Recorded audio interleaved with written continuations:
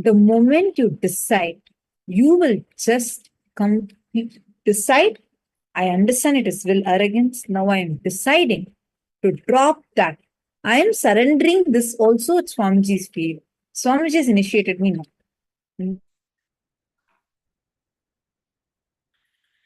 Nityanandam Paramasukadam Kevalam Jnanamurtim Dvandvatitam Gagana Sadrisham Tattvamasya Ekam Nityam Vimalamachalam Sarvadi Sakshibhutam Bhavatitam Trigunarahitam Sadgurum Tam Namami. Yes, Nityanandam, and welcome everyone. We hope that you all enjoyed this wonderful darshan with Swamiji. Please gather back and be seated as we are going to continue today's sessions. We hope that you all had a great experience so far. We still have about an hour and a half left in today's program, and this exploration of the science of completion and revelations of the Kena Upanishad. And we are going to be exploring more and more revelations from the scriptures and how to imbibe them to achieve more and more completion and growing a more and more powerful inner space. So now I hope that we are all ready and seated as usual after the darshan, when our Kundalini energy is at its peak with Swamiji's initiation and Shaktini Pada, Shakti Pada. We are going to be entering into another round of the power manifestation and the power of quantum memory, seeing and scanning the Living Enlightenment book. So please get ready and let's get started with the power manifestation. Yes. So let's all get ready now to manifest the power of quantum memory. Let's have another round of power manifestation. So in this power manifestation, we are manifesting the power of quantum memory. That is the power to recollect large information without thinking and directly using the intelligence that is behind the brain. So using this, we are going to manifest the powers. So before we actually start the power manifestation round, let's take a quick look at the scriptural evidence, that is the Shastra Pramana for this power of quantum memory. So the Shastra Pramana for this power is taken from Sarvajnanottara Agama, verse 15, which says, Evame katma bhavena samsthitasya yuttu yoginaha sarvajnatvam pravarteta vikalparahitasya tu. The translation goes as, within such a yogi who establishes himself in absolute non-dual oneness with Lord Shiva, and who keeps himself free from all sorts of differentiating notions, the exalted superpower of all-knowing Sarvajnatvam gets unfolded in all its fullness. So in this verse, Bhagavan Paramashiva is himself revealing about this power and teaching how to actually manifest this power from the state of oneness, that non-dual oneness with Paramashiva. How this power of Sarvajnatva, all-knowingness, unfolds in the seeker, in the individual. Because in this power itself, we are going to start with invoking the space of oneness with Swamiji, who is Paramashiva himself, and then manifesting this power. So now let's all get ready. Sit cross-legged on the floor. If you're not comfortable on the floor, then you can sit on the chair with your head, neck, and spine in a straight line. Visualize Paramashiva has come down as Bhagavan Sri Nityananda Paramashivam from Kailasa. Remember Paramashiva in your third eye. So you're going to visualize Swamiji in your third eye. And sit with this powerful cognition and meditate on it. Think intensely, you are Nityananda Paramashiva. Anything else you think as your identity is a mere delusion. So just drop it. You are Nityananda Paramashiva and only Nityananda Paramashiva. Holding the space of absolute unclutching to experience the state of Paramashiva. Complete completion to experience the space of Paramashiva. Oneness to experience the powers of Paramashiva. intensely vibrating in Ajapa Japa of Mahavakya, Om Nityananda Paramashivoham, and deep feeling connection with Bhagavan to experience the being of Paramashiva. And meanwhile, also turn on the video recording so you can record yourself while you're manifesting this power. It forms the Sakshi Pramana for you power for your power manifestation, which you can share with others and inspire them. Also to have a taste of this power manifestation science and register for Paramashivoham. So let's now start manifesting this power. We'll be projecting the page 300 of the Living Enlightenment book on the screen. What you're supposed to do is have a quick glance at it. Don't read anything on the page. Just kind of take a snapshot of the page with your eyes and then start manifesting the power of quantum memory. You can close your eyes after that, chant Mahavakya, and with the help of your third eye, start penning down whatever is getting revealed in your third eye about the content on that page without looking at it again. So you don't have to look at what the actual text says.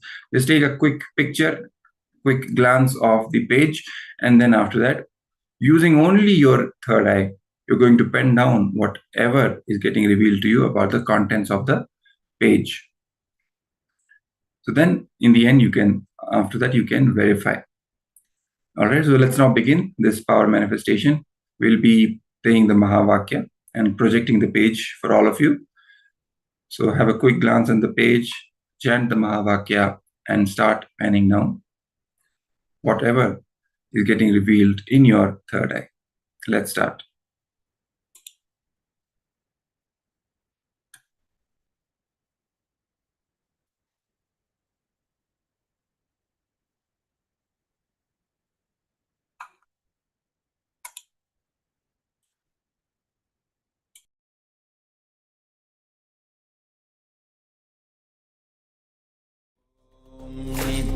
Nityananda Paramashivoham. Om Nityananda Paramashivoham. Om Nityananda Paramashivoham. Om Nityananda Paramashivoham. Om Nityananda Paramashivoham. Om Nityananda Paramashivoham. Om Nityananda Paramashivoham.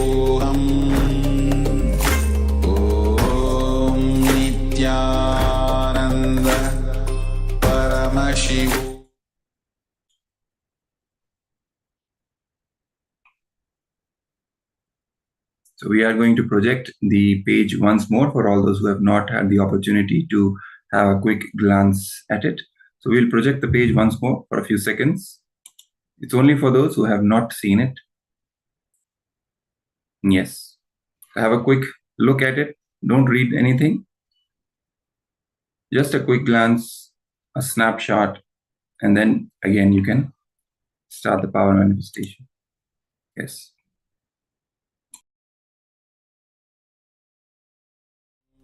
Nityananda Paramashivoham. Om Nityananda Paramashivoham. Om Nityananda Paramashivoham. Om Nityananda Paramashivoham. Om Nityananda Paramashivoham. Om Nityananda Paramashivoham. Om Nityananda Paramashivoham Om Nityananda Paramashivoham Om Nityananda Paramashivoham Om Nityananda Paramashivoham Om Nityananda Paramashivoham Om Nityananda Paramashivoham Om Nityananda Paramashivoham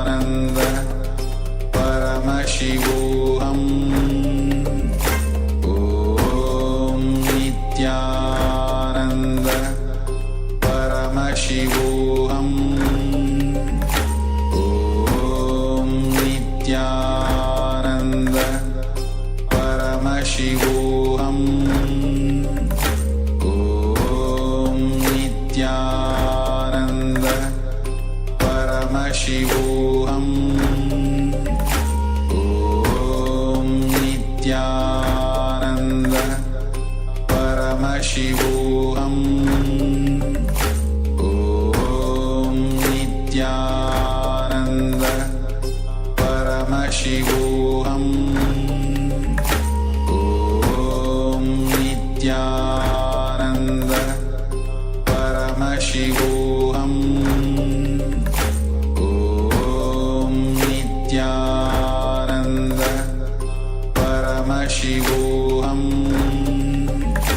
Om Nityananda Paramashivoham Om Nityananda Paramashivoham Om Nityananda Paramashivoham Om Nityananda Paramashivoham.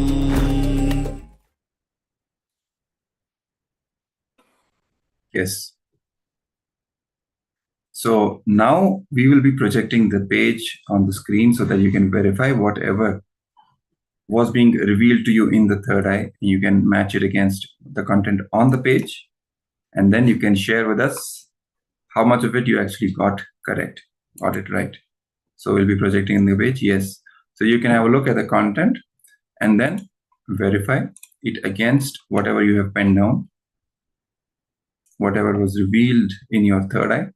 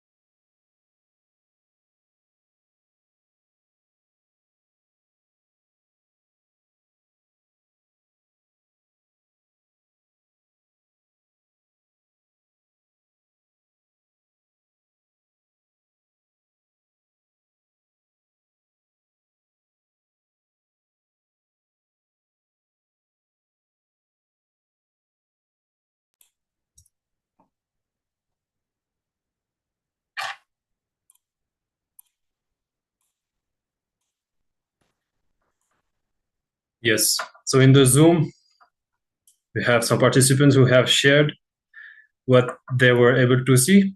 Ma Sangita has shared that she was able to see, so she has shared a whole message.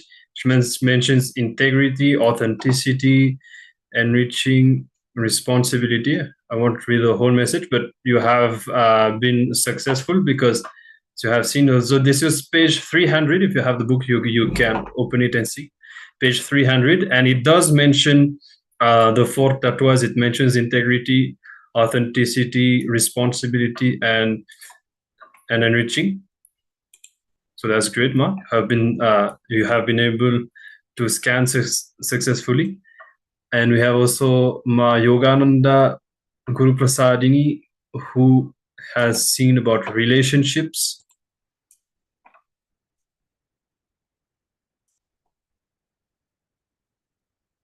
That's great. So congratulations to all the participants for successfully scanning. We'll just project the page one more time if you need to go through it again.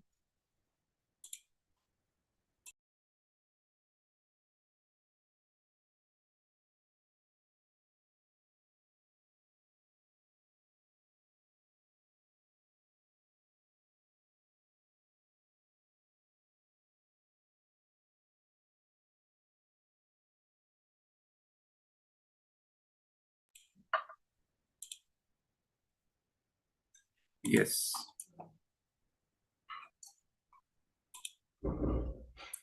So congratulations, all of you who have manifested this power. And let's all celebrate, having this opportunity to experience that space of oneness with Swamiji. Because any power manifestation that we do, we start with invoking that space of oneness, and the whole manifestation happens from that space of oneness itself. And that is the actual gift, the actual juice of it all. And that is what we are celebrating, cherishing. So let's also share this experience with all the other people out there on the social media platforms, sharing the joy of the power manifestation and even the joy of the darshan. What was your experience? And share this experience with others. Invite them also to experience the same and register for Paramashivoham Level-2. You can use the link paramashivoham.org for them to register for Paramashivoham. So let's now, this brings us to the end of this power manifestation session. So we will now be moving to the next segment on this day of Paramashivoham Level-2. And this section is on Kena Upanishad. This time the theme being pure questioning. How Kena Upanishad teaches us the thought current of pure questioning, and what all benefits do we acquire when we inculcate this thought current of pure questioning from the Kena Upanishad. So let's now enter into the session. Yes. So all of us have different components, one of which is the thinking. And either we want it or not, all of us have the component of thinking. So here, the Upanishads guide us on how do we utilize this power of thinking, and how to use our thinking, the thought currents, and how to learn the right thought currents that will lead us beyond our mind and our limitations, ignorance, to a state of enlightenment and to live in bliss. So here we are going to be learning these thought currents, and pure questioning, which is the central theme of this Kena Upanishad. This pure questioning thought current, the more and more you cherish this thought current, the more you will be joyful and blissful, and you will be radiating such auspiciousness. And this thought current itself will make you strong. You will neither feel lonely, nor you will feel any need for support from any external forces. So this is the power of this thought current. And this thought current itself, Swamiji reveals, that is literally the science of leader making. Because this power, this thought current will empower you so much that you will naturally become a leader. Now, let's go through the first verse of this Kena Upanishad, which goes, Kene shitam patati preshitam manaha kena pranaha pradama praiti yuktaha kene shitam Vachamimam vadanti chakshuh shrotam ka udevo yunakti. The translation goes, by whom willed and caused does the mind go towards and thinks its object? By whom directed and united with which does the first vital life energy, the chief cause, comes forth towards its activities? At whose will does this speech get activated and speaks? Enlivened and directed by what luminous divine power, by what invisible cause indeed do the eyes and the ears engage in their functions. So here are very beautiful words, very beautiful verse, and very deep question on what is the source of the mind and the source of the speech and all the senses. So this pure questioning will cleanse all the toxins that you have gathered in your mind and will bring you back to your original state of, how Swamiji called, all oneness, which is not aloneness, but all oneness. So this pure questioning, not only with this pure questioning you can reach enlightenment, but you can reach the space from which powers manifest. So this thought current will unlock your consciousness. You'll be able to express and experience the space of the pure consciousness inside you and manifest powers. This pure questioning makes the vision of the cosmos as your own ambition. And here the Upanishad also use the word dhira, which is a person who is able to put the right understanding in his brain and conquer himself to achieve enlightenment. Now, let's go to the second verse and let's go through all these revelations one by one, and then we will see how we can apply them in our lives. So the second verse goes as,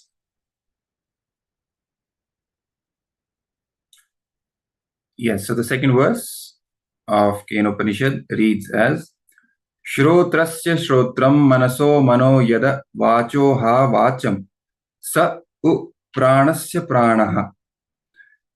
The translation goes as, it is the ear of the ears that by which one hears, the mind of the mind, speech of the speech, prana of prana, chakshu, eye of the eye, understanding this, experiencing this, having, liberating themselves, the enlightened beings. So in this verse, we talk about the source of the faculties that we possess, that an individual possesses, and talks about the source of it all being the actual consciousness, and from where everything emerges, because that is what the original question is. From where have I really come from? What is the source of it all, right?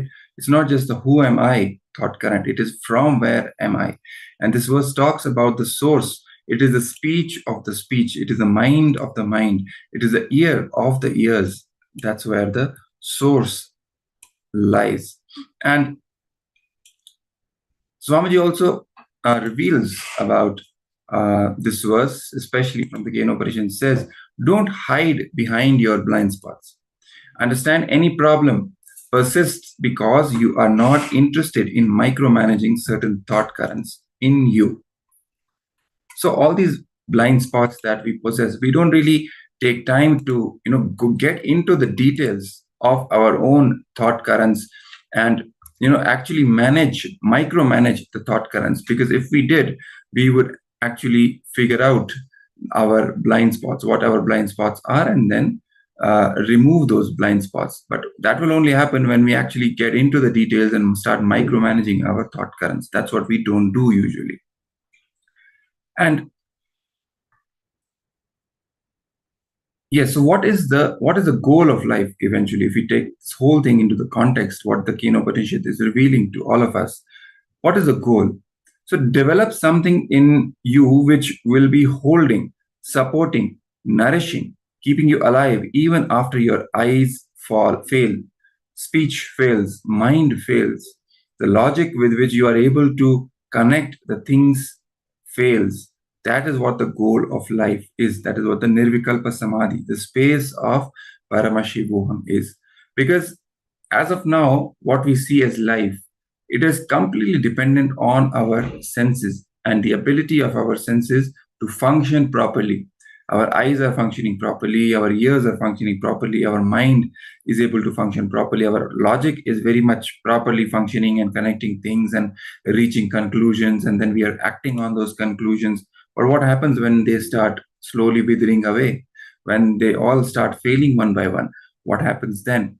In that situation, what really will help us is if we develop this capability to tap into the source of this all, tap into the space of unclutching, of Paramashivoham, of Nirvikalpa Samadhi, now unclutching from our senses, then when the senses are actually failing, we will not feel as if something is taken away from us, because we would have developed the ability to sit completely in that unclutched space blissfully. So even if the senses start failing, we will not be bothered.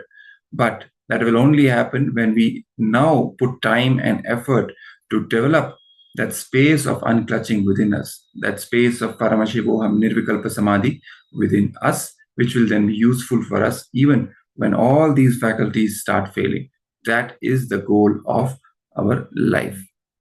That's what the goal should be. Now let's also take a look at the third and the fourth verse of the Kena Upanishad. The third verse says, Na tatra chakshur gacchati, na vag gacchati, no manah, na vidmo, na vijanmo, yathaita dhanushyat. Fourth verse, Anyadeva tadvidi tadato avidi tadati iti sushruma purvesham ye nastad vyaja chakshire.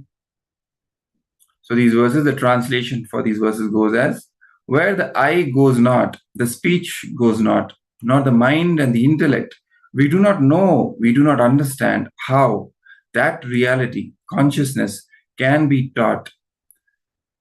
It is distinct from the known, as it is far beyond man's finite objective nature. That is what the mind, eyes, ears, or speech, the senses can perceive, and it is beyond the unknown, as it can be known by man's divine, infinitive, subjective nature. Thus, we have heard from the ancient masters who revealed and explained that to us. So these verses talk about the inexplicability of the supreme consciousness, which is the source of our consciousness. It says it cannot be understood using our objective nature, using our senses, using our deduction, using our logic. It is far beyond all of that. It can only be witnessed and tapped into from man's subjective nature, from our consciousness itself. So directly from our senses, we cannot perceive our source, what the source is.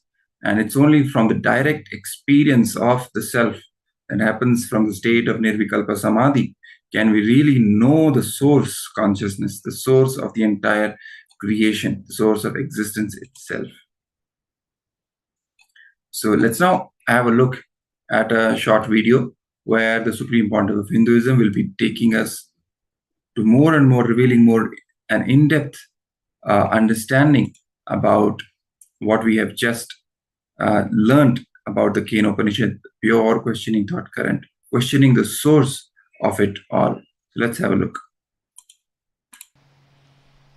Please recite the Kena Upanishad mantras 5, 6, 7, 8, 9 along with me, because all that you need to explore together yat vācānapyuthitam ena vācapyutyate tateva brahmatvam viddhi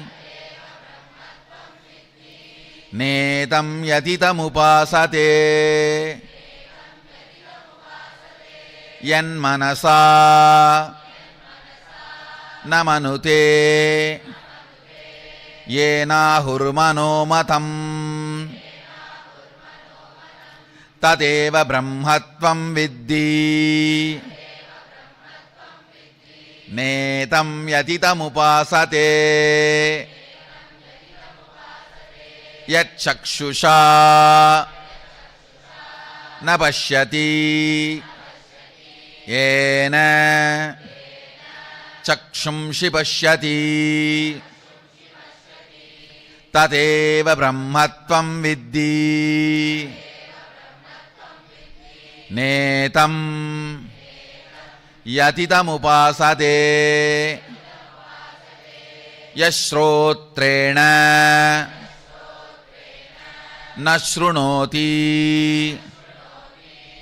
yena shrotramitam shrutam tateva brahmatvam viddhi netam yatitam upasate yat pranena na praniti yena prana praniyate tateva brahmatvam viddhi netam yatitam upasate. Listen, the essence of all these verses, not which can be seen, but through which it is seen. Listen, this verse has two dimensions.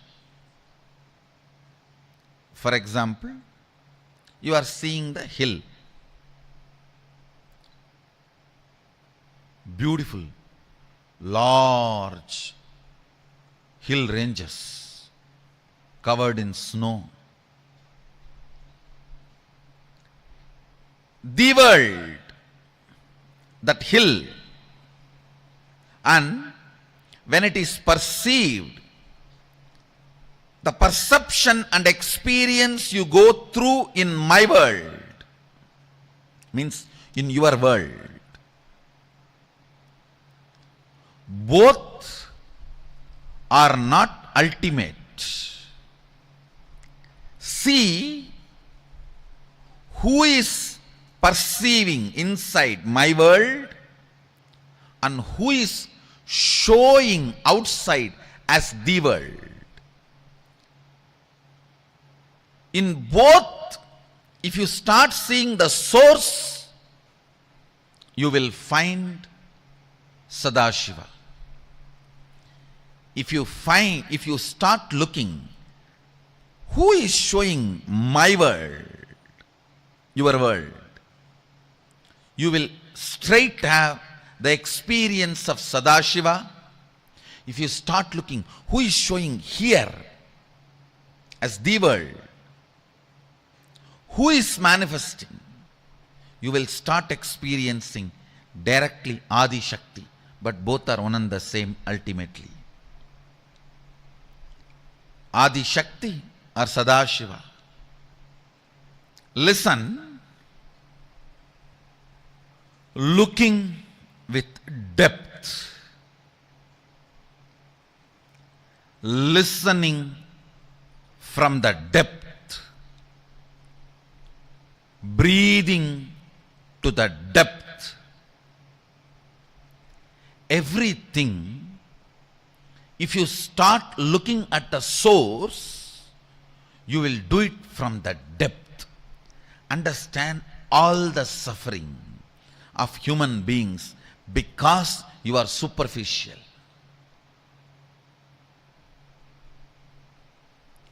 Depth brings powerfulness, joy. Anything, whether it is breathing, seeing, listening, cognizing, anything happens from the source, from the depth, is Paravidya. Anything happens superficially, Aparavidya. Understand? I never studied the regular Aparavidya, not because it was difficult, but because it was too shallow. That is what I am teaching to my Gurukul kids. I am seeing every day they are evolving, able to make the Aparavidya redundant. I'll make these schools, textbooks, all that so easy for the kids. They will know Aparavidya is too shallow, so that they will start putting their energy into Paravidya, Parameshwari, Srividya, Adishakti. The science of enlightenment is Srividya. The science of finding the source is Srividya. The science of finding who is seeing, who is listening, who is breathing, and who is cognizing. Listen. Repeat the verses once more and you will understand. The fifth verse, Yat vachanapyatitam yena vachapyudyate, which cannot be described by words, but which is the source of the vak. The speech does not illumine, reveal, but which makes the speech happen. First. Second, the sixth verse. Yanmanasana manute yena hurmano matam, means cannot be cognized by the mana, but which makes mana cognize, which makes mana operate. Next, yat chakshusha napashyati, not which can be seen, but through which the organ of seeing is lit, functions.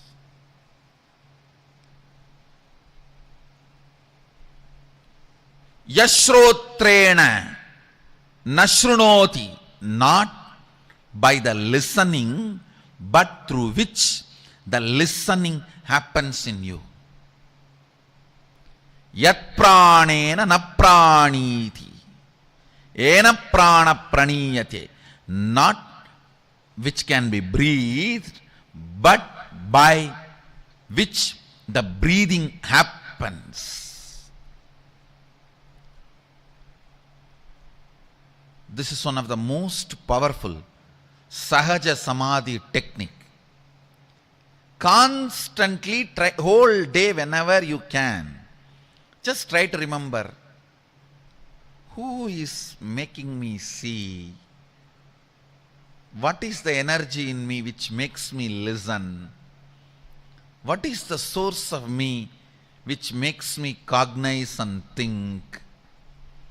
What is the source of me which makes me breathe in and breathe out?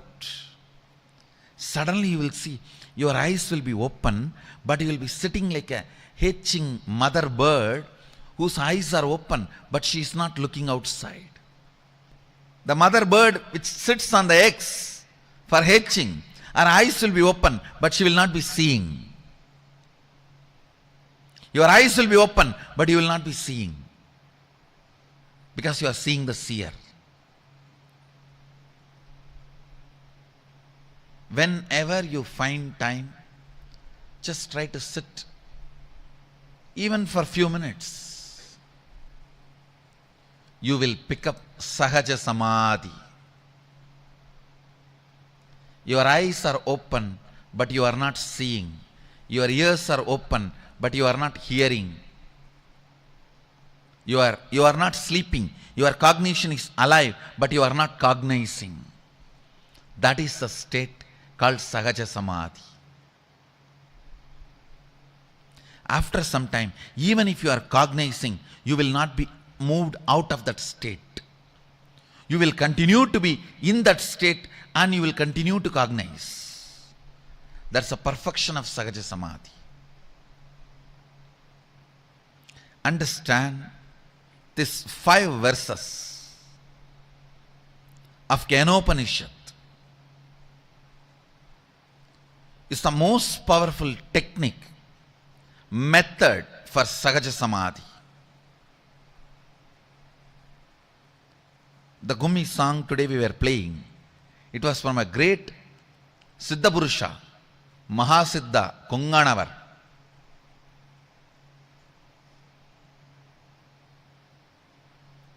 Is Devi Upasaka Shakta. Originally the tradition says the Konganavar's Jiva Samadhi is there in Tirumala temple, and I do strongly believe it. Please understand, all the great incarnations were worshipped with the name of Siddha Purushas in south. The 18 great incarnations happened in the south. One of them is Konganavar. Exactly the word Konganavar means Lord of Hills. Kongu means hill, Anavar means the Lord. Konganavar means the Lord of Hills. And he is supposed to be a Shakta when he was in the body. And it matches because the Venkateshwara's temple, if you see the main Garbhagriha Gop Vimanam, above you will not see Garuda, you will see Simha. And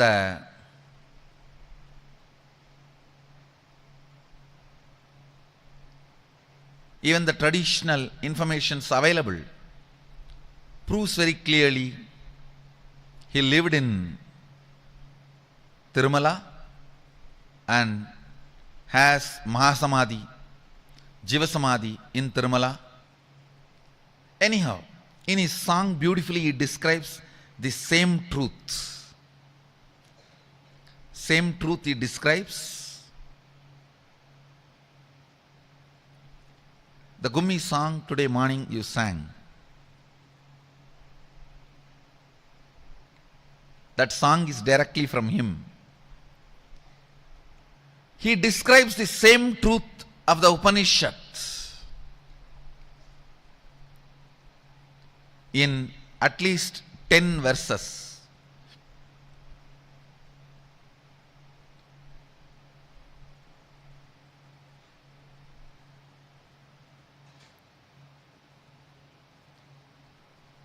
Actually, there's unique style of dancing for that song.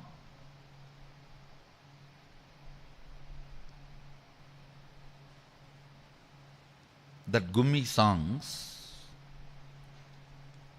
churns your whole biomemory and muscle memory. The way you need to turn around, rotate your body, it's called whirling.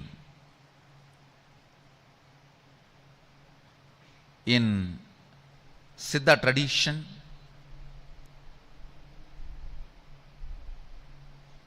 it is used as a technique when you are whirling again and again, the sounds which is created directly gets into your guts. Because when you are whirling, the pitta will open up. Your guts will record the verses sung. So such beautiful mantra like verses, and you are whirling, it will just become your biomemory and muscle memory. It's one of the most powerful spiritual technique. So even if you miss kirtans, don't miss gumi songs. It's one of the ancient method of creating right biomemories and muscle memories. It's called, the Kunganavar songs are called Valai Kummi. There are other two siddhas. Actually, totally 16 Kummi songs are there on Sadashiva, well known. One is from Kalangi and one is from Sattanadar, Sattamuni, and one is very recently from Vallalar, just few hundred years before. So these are some of the most traditional powerful mantras. Please understand these words came from the great enlightened masters, incarnations. When you whirl with that gummi, and when these words enter into your system, they work as mantra. They just manifest in you like a biomemory and muscle memory.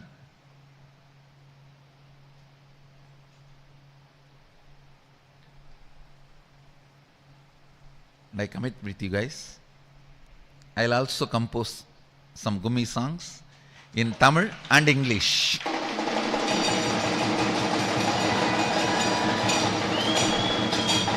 Because many who can't understand Tamil, for their sake, I'll do English also.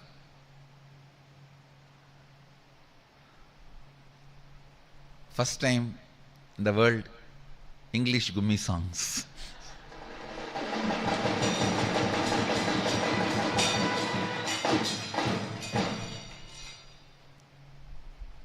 Through these 5 verses, the Upanishad is trying to tell you to get into the depth. Depth. Don't be superficial. Being superficial will never let you live the life. Somewhere you need to break. Somewhere you need to break the ice. Somewhere you need to evolve. Decide. Today should be the day you should start practicing Sahaja Samadhi, Sahaja Sthiti. Whole day, whenever you find time, start looking at what is it in me which is letting me cognize me and everything around me. What is it in me which is letting me see what I am seeing? What is it in me which is making me hear what I am hearing? What is it that is in me which is letting me breathe in and breathe out? Start that pure questioning. You will see automatically your attention will get centered on something which cannot be verbalized. This question will not lead to any answer. It will lead to an experience, embodied state. The embodied state is the answer for this question. Sahaja Samadhi is the answer for pure questioning. Start the pure questioning. and come back. I'll expand on the second kanda. Now the pratama kanda is over. Iti pratama kandaha. The first chapter is over in Kena Upanishad. Let's move to the next chapter in further satsangs. I bless you all. Let you all radiate with integrity, authenticity, responsibility, enriching, causing, living Shuddhadvaita Saivam, the eternal bliss, Nityananda. Thank you. Be blissful.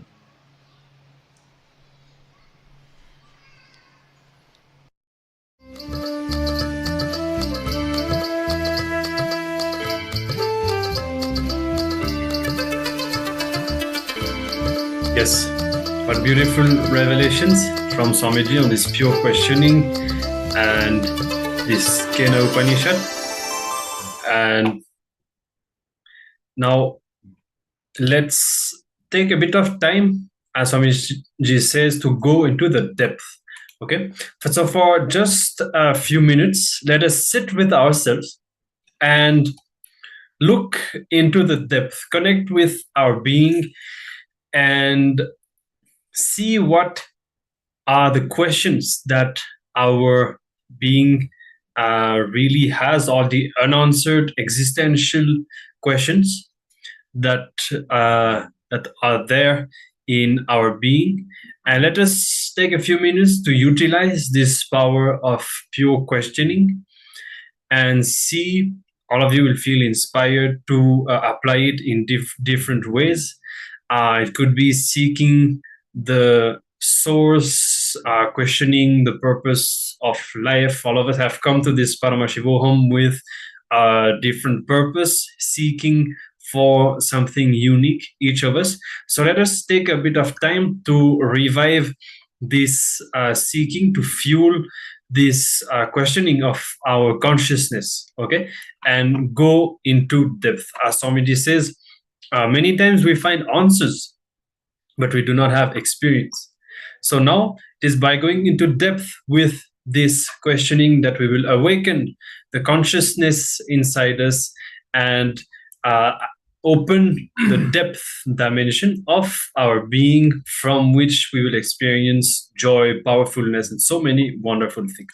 Okay, so let's start. Let's take just a few minutes and apply this power of pure questioning, and then we will move on with the next session.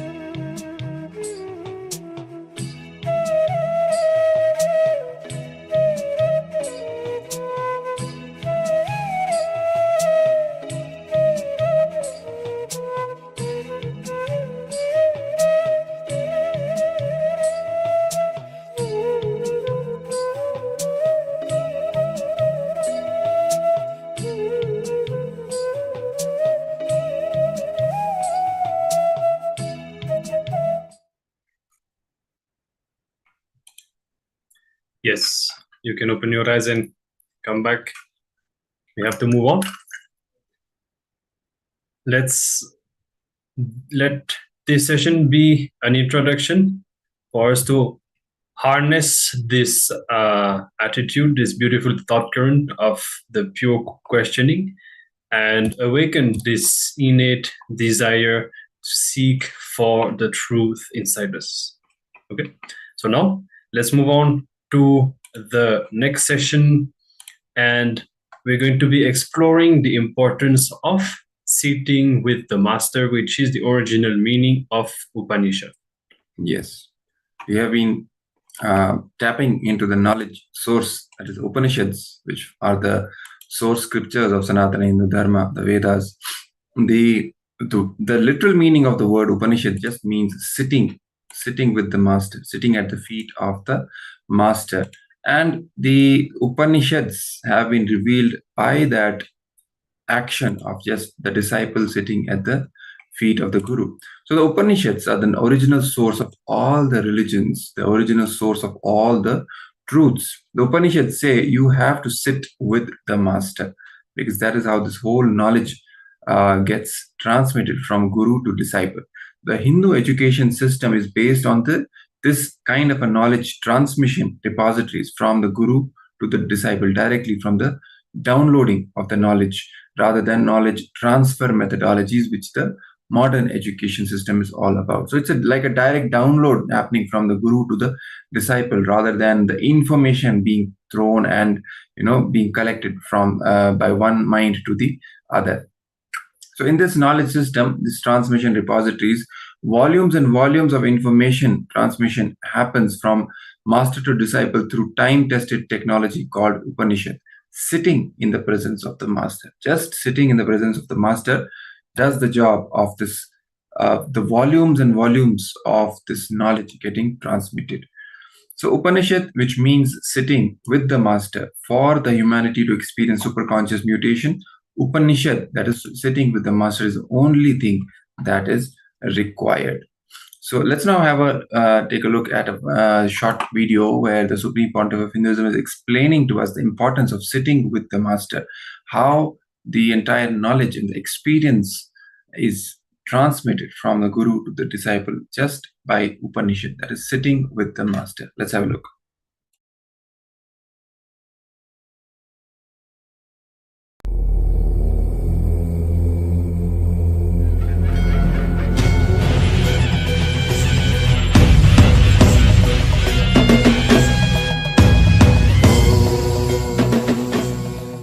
I welcome you all with my love and respect.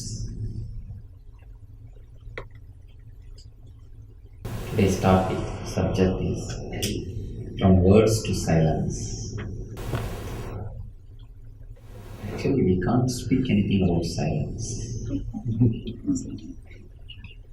The moment we speak, we disturb the silence. I'll try to speak few words. How to create that silence in us, which is vibrant and living. You should understand one thing. When I use the word silence, I don't mean soundlessness. Soundlessness is negative silence. When I use the word silence, I mean a living, vibrant silence. Not silence of graveyard, the silence of an enlightened master. Silence of a graveyard is totally different from silence of an enlightened master. An enlightened person's silence is vibrant, living, alive. When Jesus says, "Be still and know that I am truth," he means only this silence, the silence of enlightenment. Be still and know that I am truth. When you are really still, you will know that you are the truth. And you will know you and he are not two different things. You are just one and the same. You merge with him. real unity happens in you. You start experiencing the same energy inside your being. You start experiencing the Christ consciousness in you. A small story. Once a person goes to an enlightened master of Zen Buddhism, a great enlightened master of Zen Buddhism. A disciple goes and asks him, Master, do the enlightened people speak? Master says, no, enlightened ones never speak. If they speak, be very clear, they don't know. He asks, oh, it means they keep silent. They'll be silent. They won't speak. Again he says, no, they will not be in silence. They can't keep quiet. If they are not talking, be very clear, they don't know. Disciple was puzzled, just like you are. What will they be doing? You say they will neither talk or keep quiet. What will they do? Master says beautifully, they will sing. Their silence will be so vibrant, so alive. The very silence will be singing. It will be radiating. Wordlessness cannot be silence. Soundlessness cannot be silence.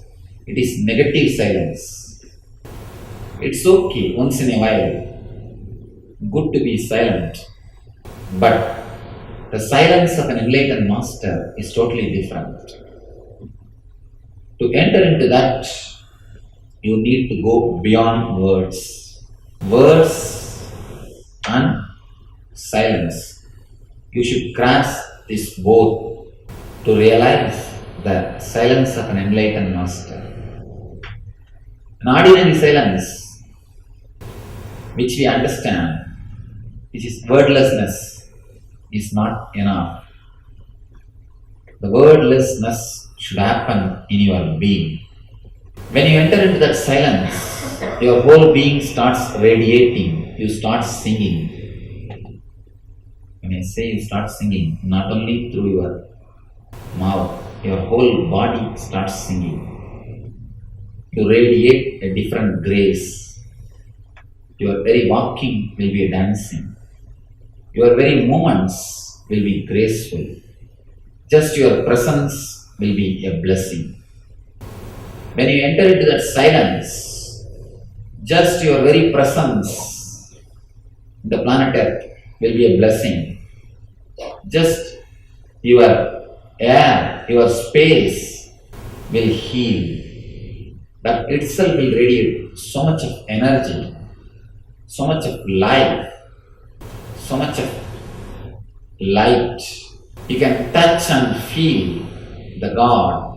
In the presence of man who has experienced God. When you really go deep into that silence to experience what Christ means by the word, be still and know that I am the truth. You enter into the Christ consciousness. You try to explain what are the obstacles, why we are not able to experience that silence. The first thing, we don't trust we can also experience that silence. We always think, this is not for me. I may not be able to have it. Again and again, we postpone by thinking, it is not for me. I may not be able to achieve. I have seen people finding out their own reasons. Somebody came and told me the other day, I am born and brought up in the West. How can I become enlightened so much? I said, who said enlightenment is a copyright of Easterners? Wrong. You can't have copyright for enlightenment. You can have copyright for pizza. You cannot copyright for food. You cannot copyright for commerce. You cannot copyright for light, but not for enlightenment. It's a property of the whole universe. It is your birthright. Please be very clear. It is just your birthright. The silence, what I am speaking, or the enlightenment about which I am expressing, is your birthright. First thing, you don't have to think, I am not qualified. In the East, again, women come and ask me, oh, we are women, how can we become enlightened? Again, wrong idea. Actually, for women, there are more chance because they are, by nature, they are passive. By their own nature, they are loving, caring. For them, the possibility is more. For them to receive and express, radiate that silence and energy, the possibility is more. Somebody goes to a great enlightened master in South India and he asks that master's name is Ramana Maharshi. I am born and brought up in his place. He goes and asks him, Bhagavan means, oh God, can I become enlightened? Bhagavan says, yes, surely you can become. The disciple asks, what is the qualification? Bhagavan says, are you alive? Disciple says, yes, I am alive. That's why I am here. That is enough. That is the qualification. You can become enlightened. If you are alive, that is enough. We have all the qualifications to become enlightened. No other qualification is necessary. Next thing, we always have guilt about ourselves. We don't respect ourselves. Jesus says beautifully, love thy neighbors as you love thyself. But the problem is we don't even love ourselves. How to love the neighbors? We don't respect ourselves. Beautifully we are singing. Let us accept ourselves as we are. Let us love ourselves as we are. But we neither respect ourselves nor love ourselves. That is the reason we think this silence or enlightenment experience is not for us. We postpone. We have a deep guilt about ourselves. We have some idea about how life should be, and we try to recreate or reproduce our imagination into reality. When we are not able to, we create a guilt. It goes on and on. It's a vicious circle. We continuously disrespect ourselves. When you want to measure a strength of a chain, you always measure based on the weakest link, the strength of the weakest link. When you want to measure, when you want to know the strength of a chain, what do you do? The weakest link's strength. We first check the strength of the weakest link. Based on that, we know the strength of a chain. When we try to measure the strength of our life, of our being, again we try to use the same logic. We try to measure ourselves based on our weakest moments. That is what I say wrong. When you wanted to measure the strength of a chain, you have to go and measure the strength of the weakest link. But you can't do that same thing when you measure the strength of your life. When you measure the strength of your life, your being, your mind, based on your weakest link, you do a big mistake.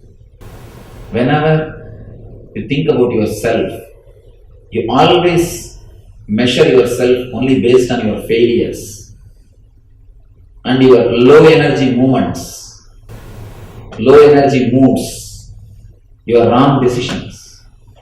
Whenever you are going to take a new step, You remember only all your past wrong steps and mistakes. You wanted to be careful. And you measure yourself only based on your all past mistakes.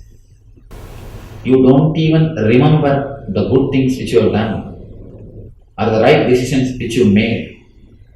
All we remember is only past mistakes, not the positive decisions, right decisions.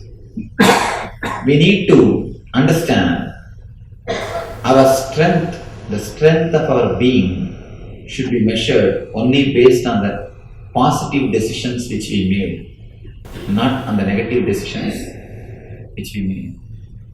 The more you remember the negative decisions or your mistakes, the more you create a guilt. And one thing you should understand, guilt will again and again attract the same bad incidences in our life. It's like pain will attract the pain, money will attract the money, joy will attract the joy. If you are joyful, you attract joyful people around you. You create a beautiful community around you. You create a blissful group around you. If you are in suffering, if you have some depression, naturally you attract only that type of people around you. You attract people who are abusing you, who give you pain, who torture you. You only feel comfortable with them. It is you who decide. When we measure ourselves as a low person, when we create a deep guilt in ourselves, naturally you attract only that type of incidences, that type of persons, that type of situations in your life. If you tune your TV to the CNN, you will see the news. If you tune your TV to some other news, some other channel, you will see the other programs. Same way, if you tune your mind to the positive attitude, to the positive things, you will start seeing blissful people, you will start meeting blissful friends, you will start facing the blissful situations, you will start creating a blissful life. When you do the other way, you will be seeing the people who create more depression in you, who abuse you, who disturb you, who create more and more bondage for your life. It is we who decide it. So don't think that the silence of an enlightenment is not possible for me in the life. People always come and ask me, Swamiji, what you say is really beautiful. It makes sense. But tell me some practical method. The moment you ask, the moment you say the word practical, you already decided what I am saying is impractical. The very understanding and the courage, what he says is practical, I will express it in my life is more than enough. Usually, we neither respect ourselves nor trust we can have the experience of that silence and enlightenment. First thing, understand you can. You are eligible. Everyone is entitled to enter into the kingdom of God, enter into the divine space. Every one of us are eligible. God cannot send us out. Be very clear. There is a beautiful story. There was a king in India. He was a great egoistic. His ego has gone to such an extent. He started telling, I can do everything what God does. I am greater than God. And if somebody objects to his view, immediately he will tell them, kill him. So he started claiming he is almost a god. There was some enlightened master in that village, nearby village. he came to the capital and he heard about the whole story. He just wanted to teach a lesson to that king. He went to the court and started praising the king. "Oh king, you are equivalent to God, you are God," all those things. King started feeling so happy. He said, "You are the right person. Come on. Teach us all the truth, whatever you realized." The master said, "King, I have to tell you one important thing. There are some things which you can do, even God cannot do." Now the king is just floating. He said, "Come on, tell me, what is that? I can do, God cannot do." Master says, "King, if you are angry with somebody, you can send him out of your kingdom, but God cannot. You can send him out of your kingdom, but God cannot. He cannot send us out of his kingdom." So be very clear, he cannot send us out of his kingdom. It is our birthright. Kingdom of God, the enlightenment, the vibrant silence is our birthright. Second thing, we need to understand, we think we have a wrong, weird ideas about this enlightenment. People come and tell me, "Swamiji, if I become enlightened, will all my desires be fulfilled? Whatever I think will come true."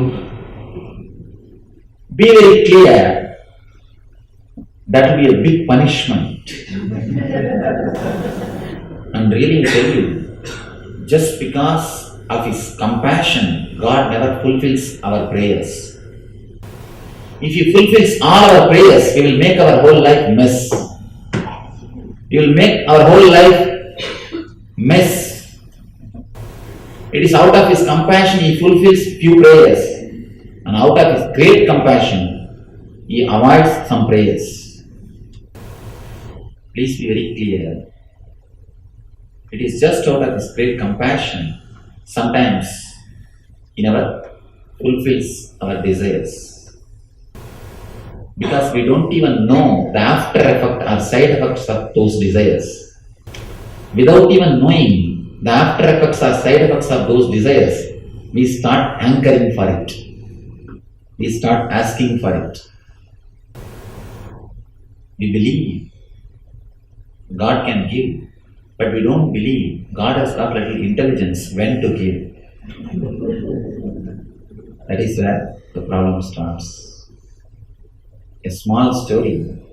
One pseudo-master means a man who is not enlightened, just an intellectual, started preaching, claiming he is an enlightened, created more disciples. Of course, a pseudo person can imitate beautifully. Original masters will never look like masters. That is why they are continuously crucified, stoned, poisoned. Original masters will be they will be original. They will not be acting or imitating like somebody. They will be themselves. It's very difficult to recognize somebody original. But somebody pseudo, you can easily think he is a master because he will be imitating. He will be following. He will give you an image, clear-cut idea. Original person will be so rebellious, such an alive energy. It's very difficult to understand the original person. This guy, a pseudo person, he started making a lot of disciples. Many disciples gathered around him. One day, suddenly he died. His closest disciples, 2 disciples, they thought, how can we live without our master? They also committed suicide. All 3 of them reached the other world, big beautiful gates. All the 3 of them standing in front of that gates. The master says, pseudo master, you see, I promised you all the heaven. Now I brought you here. I deliver the things which I promise. Come on, let's go inside. He knocked the door. The security person opened. All the three entered inside. Beautiful place. Such wonderful place. Whatever they want, it is there. Then again the master says, look at this. I promised you paradise. Now I have delivered. See, I do what I say. They went round. The security person said, sir, whatever you want, you can have here. Please just order. They started ordering whatever they want. Immediately it is delivered. And no gap between the thought and action, between the desire and reality. Simply they ask, it is delivered.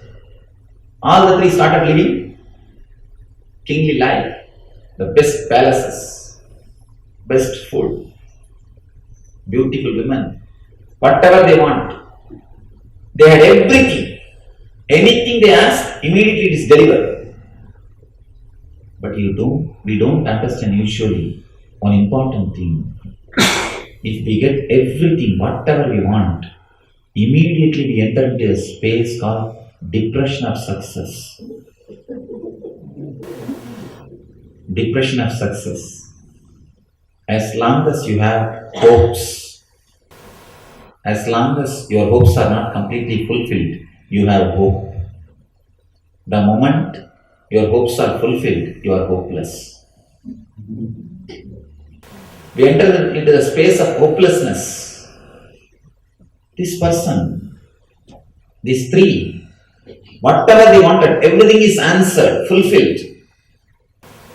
After 1 week, they got fed up, tired, bored, because they have everything. What to do now? They lost the taste for life. They went to the security staff. Please do one small favor.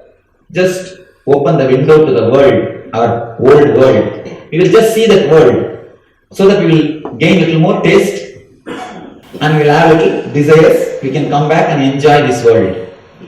Because now we are fed up. Security said, okay, welcome, please come. He opened the window, they looked at the world. They saw how the world is suffering, how the world is going on, how people are struggling even to achieve small things. Now again they got interest about the life, about the things. They got the desires. They got back their desires. Then they started again living. It went on again for 1 more month. After 1 more month, again they are fed up. Now they are lost. A big confusion. All the three went to the security staff again and asked, sir, can you do us one favor? Can you open the door of hell so that we can see how the people are suffering there? Based on seeing that, we will have a little more desire. We can once more start enjoying. First they saw this world, so they got a little more desire, started enjoying. Now they wanted to see the hell, so that they will have a little inspiration to enjoy. Security staff, he laughed and said, where do you think you are living? You are in hell. Please be very clear. If all your desires are answered, if all your desires are fulfilled, you are in hell. You can't experience the bliss of desirelessness. Person who thinks enlightenment is fulfilling all his desires is doing a big mistake. Enlightenment is going beyond desires, not fulfilling all the desires. Fulfilling all the desires is again nothing but a hell. When you become enlightened, you go beyond the desires. The bliss of desirelessness happens to you. By fulfilling all the desires, you will never achieve the state of desirelessness. You will never be able to achieve the state of desirelessness. You can achieve the state where you are not able to desire anymore, the depression. But only by reaching towards this enlightenment, you experience the bliss of beyond desires. First thing, we should start trusting we can achieve, we are qualified. Next thing, not only we are qualified, we have to drop all our wrong ideas about enlightenment. First, you have to drop all wrong ideas about yourself, that you are not qualified. You have to drop that wrong idea. Next, you have to drop all the wrong ideas about the enlightenment. That if this happens, that will be, if that happens, this will be. No. If you can drop the wrong ideas about yourself and about the enlightenment, both will become one and the same. Yourself will become enlightened. As long as you have wrong idea about yourself and the enlightenment, you keep both from a distance. The moment you drop the wrong ideas about yourself, the wrong ideas about enlightenment, you start experiencing that you are enlightened. You are in that silence. You are in that experience. The silence of enlightenment is a living, vibrant silence. Living, vibrant energy. It is heartbeat of the absolute, heartbeat of the existence. When I say the word silence, I mean it is the heartbeat of the spiritual being, the ultimate, the divine, what we call in the name of God. I pray to the ultimate energy, the God, to shower His blessings upon us and to make us experience the silence, to lead us from words to silence. Let Him give the ultimate experience of that living silence, eternal bliss, Nityananda. Thank you.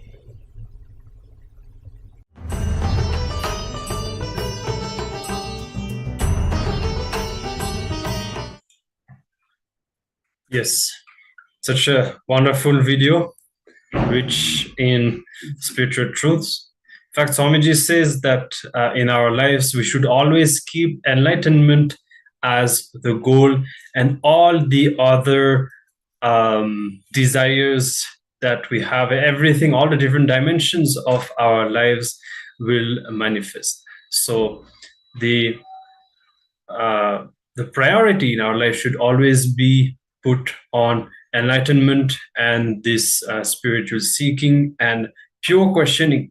This truth of the Upanishads that we are exploring now is one of the ways in which we can keep this desire for enlightenment alive inside us, never to get trapped in this mundane cycle of desires continuously, this whole cycle of moving from one desire to another. Okay, so this is a very wonderful video. Now, as we come closer to the end, let's have a last round of power manifestation. Yes. So let's now get ready to enter into the last round of power manifestation. We are manifesting the power of quantum memory today. So let's all get ready to manifest this power. Sit cross-legged on the floor or on the chair if you're not comfortable on the floor. And keep your head, neck, and spine in the straight line. Visualize Swamiji in your third eye. Visualize Paramashiva himself has come down as Swamiji, as Bhagavan Sri Nityananda Paramashivam from Kailasa. And sit with this powerful cognition and meditate on it. Think intensely that you are Nityananda Paramashivam. Anything else that you think as your identity is a mere delusion. So just drop that. You are Nityananda Paramashiva and only Nityananda Paramashiva. Hold that space of unclutching, absolute unclutching, to experience the state of Paramashiva. Complete completion in your inner space to experience the space of Paramashiva. Oneness to experience the powers of Paramashiva. And intensely vibrating with the Ajapa Japa of Mahavakya, Om Nityananda Paramashivoham, and deep feeling connection with Bhagavan to experience the being of Paramashiva. And meanwhile, let's all turn on the video recording so you can record yourself while you're manifesting this power. So in this power, what we're going to do is we are going to project a page from the Living Enlightenment book. This is going to be page number 325. The moment we project the page on the screen, you're going to have a quick glimpse of the page without reading the text. You will not read the text, just a quick glance at the page, like a snapshot with your eyes. And then you will tune in, invoking the inner space, connecting with Swamiji. And through your third eye, you will download whatever the content on the page is. And whatever the third eye reveals, you will start penning down. Okay, and then later on, we will verify what you pen down against what is actually there on the page. We'll project it again in the end. So let's now begin this power manifestation round. We will be projecting the page number 325 for a few seconds. Just take a quick glimpse on the of the page with your eyes, and then let's start the power manifestation. Let's begin.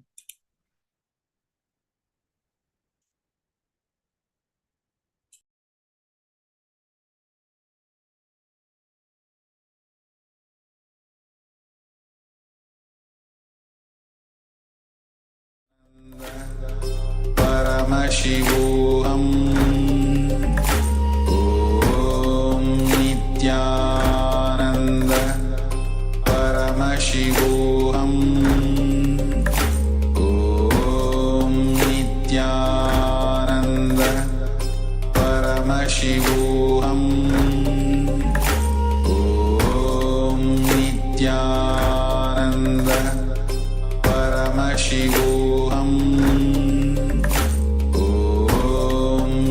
Nityananda Paramashivoham Om Nityananda Paramashivoham Om Nityananda Paramashivoham Om Nityananda Paramashivoham Om Nityananda Paramashivoham Om Nityananda Paramashivoham Om Nityananda Paramashivoham Om Nityananda Paramashivoham Om Nityananda Paramashivoham Om Nityananda Paramashivoham Om Nityananda Paramashivoham Om Nityananda Paramashivoham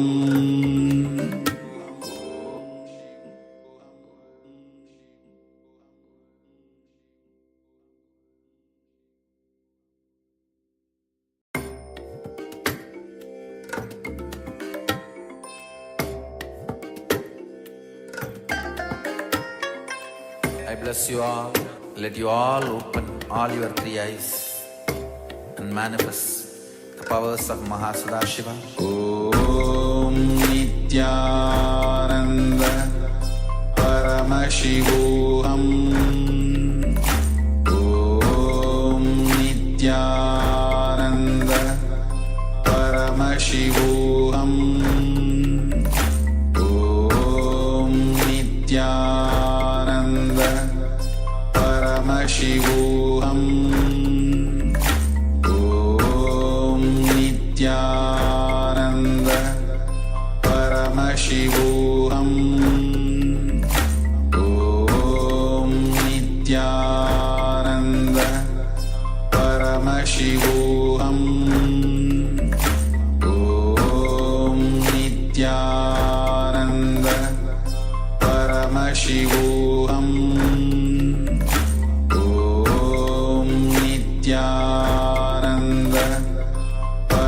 Paramashivoham. Om Nityananda Paramashivoham. Om Nityananda Paramashivoham. Om Nityananda Paramashivoham. Om Nityananda Paramashivoham.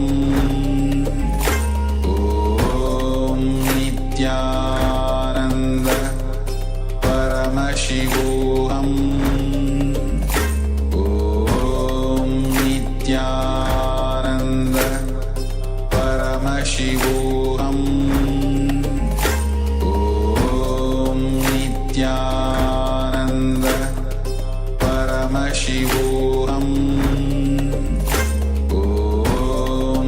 Nityananda Paramashivoham. Om Nityananda Paramashivoham. Om Nityananda Paramashivoham. Om Nityananda Paramashivoham. Om Nityananda Paramashivoham. Om Nityananda Paramashivoham. Om Nityananda Paramashivoham. Om Nityananda Paramashivoham.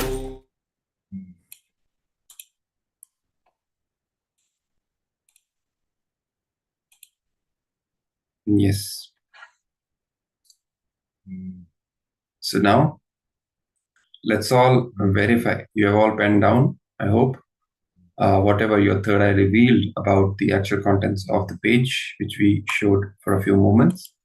So now let's see and compare what the actual content on the page is against what was revealed to you in the third eye. Let's have a look.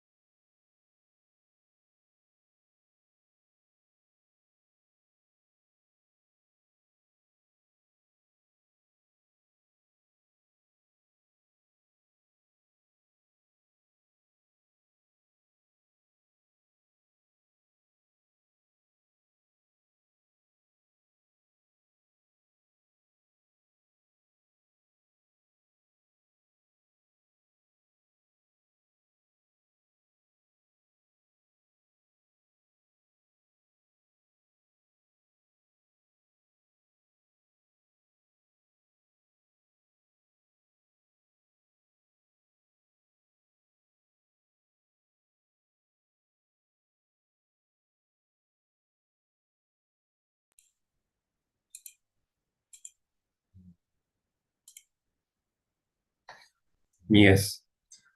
So hopefully you all compared and verified what was revealed to you in your third eye and compared it with the actual contents of the page.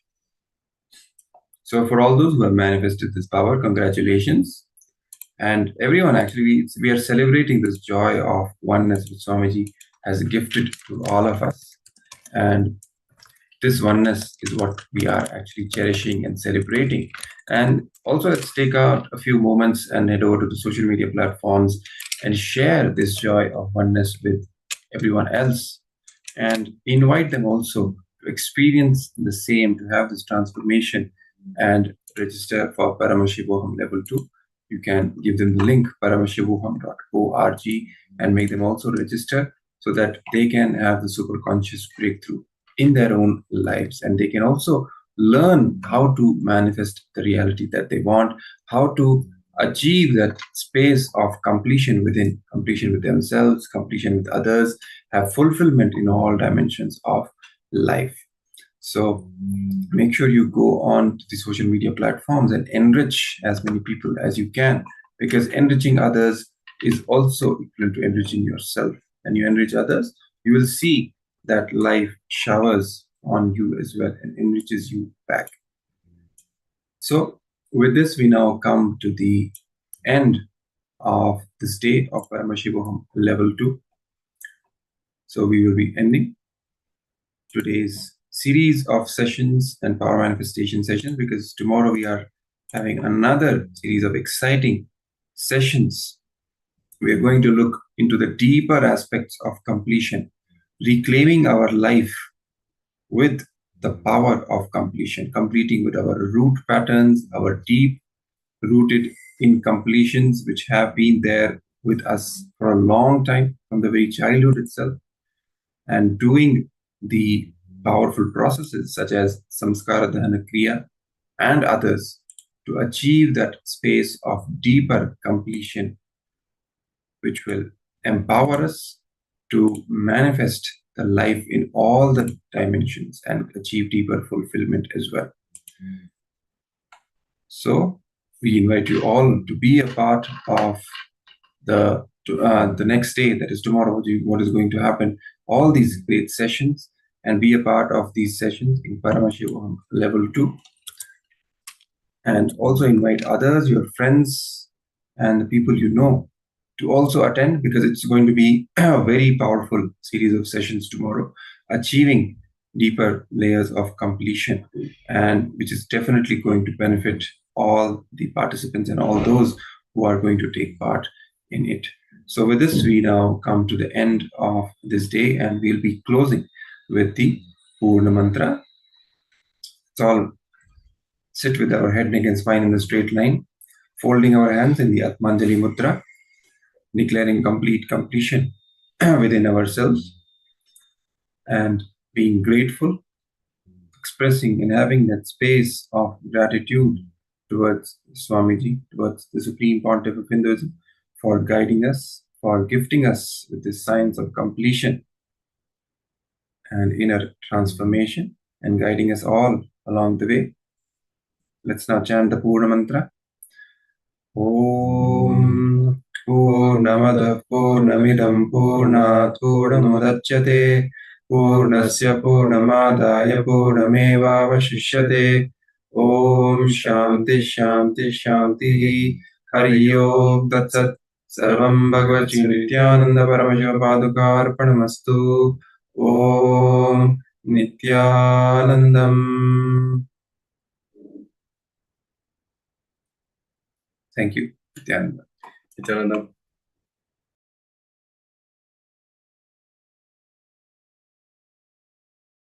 Om Nityananda Paramashivoham